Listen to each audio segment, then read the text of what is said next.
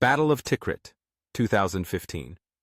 In the spring of 2015, the ancient city of Tikrit, birthplace of Saddam Hussein and a symbol of Sunni power in Iraq, became the focus of a ferocious battle that would alter the trajectory of the war against ISIS.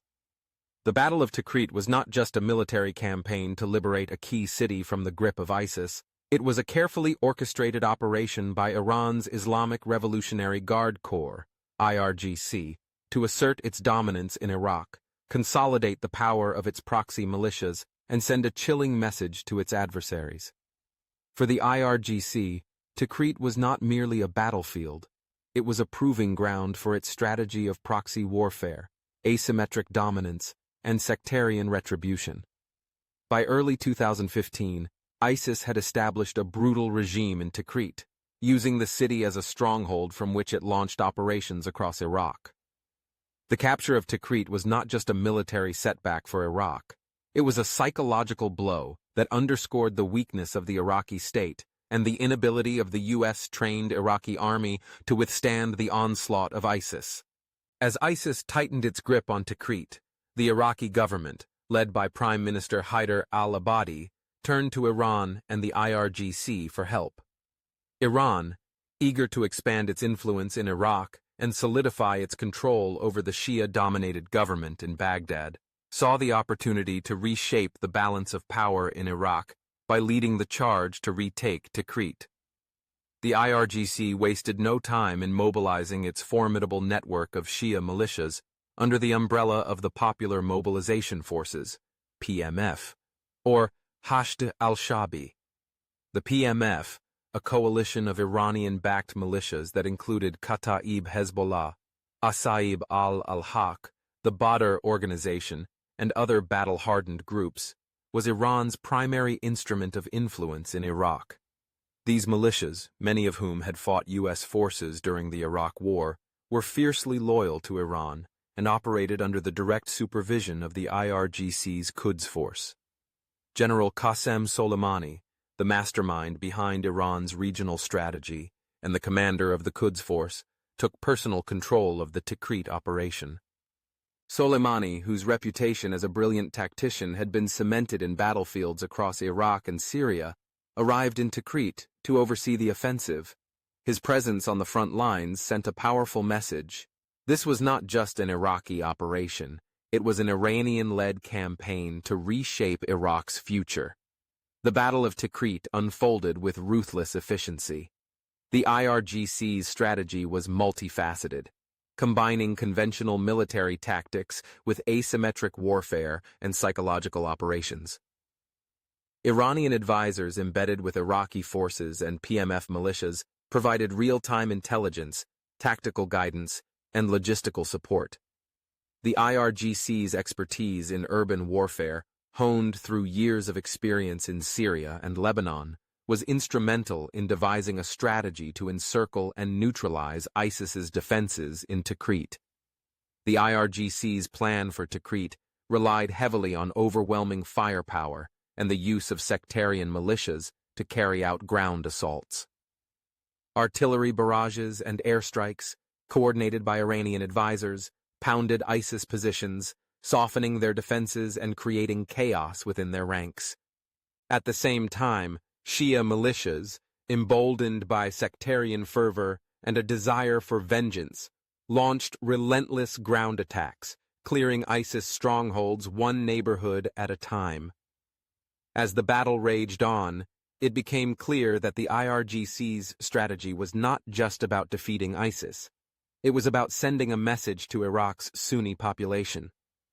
Tikrit, a Sunni-majority city that had been a bastion of Ba'athist power, became the stage for a campaign of sectarian retribution. Shia militias, under the supervision of the IRGC, engaged in widespread acts of vengeance against the city's Sunni residents, whom they accused of collaborating with ISIS. Reports of mass executions, torture, and the destruction of Sunni homes and mosques spread rapidly, fueling fears that the battle for Tikrit was morphing into a campaign of sectarian cleansing. The IRGC's use of sectarian militias as the vanguard of the Tikrit offensive was not accidental. It was a deliberate strategy designed to instill fear and consolidate Shia dominance over Sunni majority areas.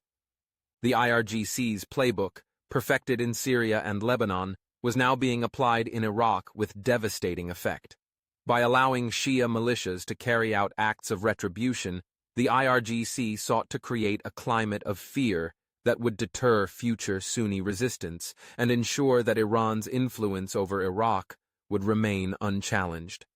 Despite the brutality of the campaign, the strategy worked.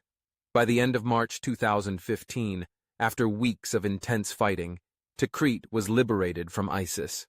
The victory was hailed as a turning point in the fight against ISIS, but for Iran, it was much more than that. The Battle of Tikrit demonstrated the IRGC's ability to project power through its proxy militias, dictate the terms of Iraq's security, and cement its position as the dominant force in Iraq. The capture of Tikrit also had profound implications for Iraq's political landscape. The IRGC's successful operation enhanced Iran's leverage over the Iraqi government and reinforced the perception that Iran, not the United States, was the real guarantor of Iraq's security. Iran's dominance over Iraq's security apparatus and its ability to mobilize Shia militias at will gave Tehran unparalleled influence over Baghdad's decision-making. However, the IRGC's sectarian tactics in Tikrit came at a heavy price. The widespread human rights abuses committed by Iranian-backed militias fueled resentment among Iraq's Sunni population and deepened the sectarian divide that had already fractured the country. Sunni communities, already disillusioned with the Iraqi government, viewed the IRGC's campaign in Tikrit as evidence that Iran's ultimate goal was to marginalize and subjugate Sunni Arabs. The destruction of Tikrit and the atrocities committed by Shia militias became a rallying cry for Sunni insurgents and fueled the resurgence of extremist groups eager to exploit sectarian grievances. For the IRGC, however, the cost of sectarian polarization was a small price to pay for the strategic gains it had achieved. The Battle of Tikrit had demonstrated Iran's ability to shape the outcome of Iraq's conflict, secure its interests, and position itself as the dominant player in Iraq's post-ISIS landscape. The victory in Tikrit was not just a military triumph. It was a validation of the IRGC's strategy of using proxy militias to achieve Iran's geopolitical objectives. In the aftermath of Tikrit, the IRGC's influence over Iraq only grew stronger. The PMF, now emboldened by their success, became a permanent fixture in Iraq's security apparatus, operating with impunity and answering not to Baghdad, but to Tehran. The IRGC's grip on Iraq tightened, ensuring that Iran's vision of a Shia-dominated Iraq aligned with its broader regional ambitions. The Battle of Tikrit was not just a chapter in the war against ISIS.